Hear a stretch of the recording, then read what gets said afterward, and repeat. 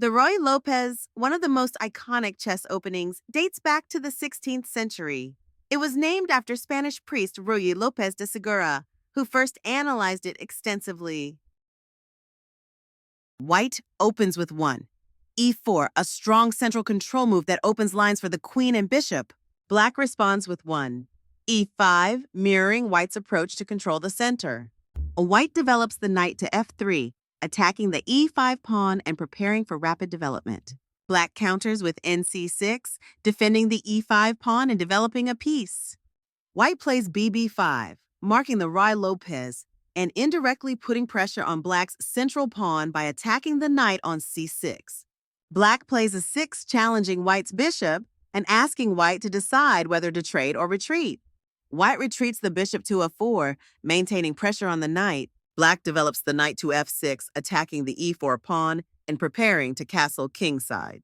White castles kingside, securing the king and preparing to launch an attack. Black plays B7, preparing to castle and reinforce the central pawn structure. White plays Re1, strengthening the center and supporting a future push in the middle of the board. Black pushes B5, gaining space on the queen side and preparing to fianchetto the bishop. White retreats BB3, keeping the bishop active and avoiding trades. Black plays D6, solidifying control of the center and freeing the dark squared bishop.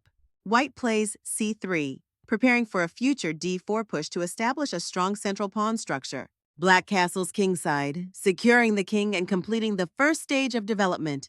White plays H3, preventing Black's knight or bishop from moving to G4 and harassing White's pieces. Black moves Na5, targeting White's bishop on B3 and looking for counterplay on the queen side. White retreats the bishop to C2, keeping it on a useful diagonal and avoiding the knight's attack.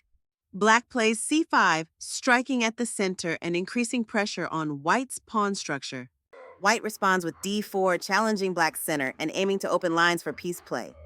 Black plays QC7, adding more protection to the center and preparing for future actions on the queen side.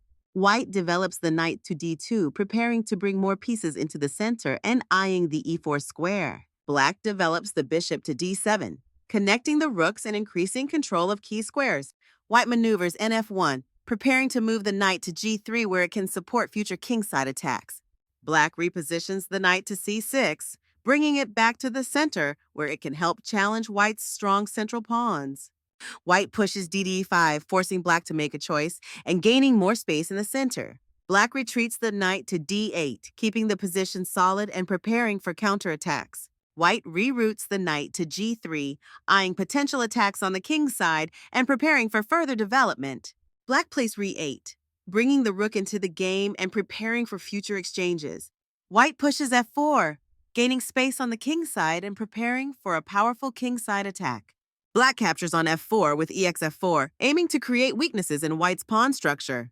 White recaptures with BXF4, centralizing the piece and preparing for an aggressive middle game. Black plays G6, preparing to fianchetto the bishop and block any future threats. White moves QF3, bringing the queen into an active position to support the kingside attack. The Ruy-Lopez is known for its deep positional play. This opening has been used by world champions like Garry Kasparov and Fischer to outmaneuver their opponents through strategic excellence.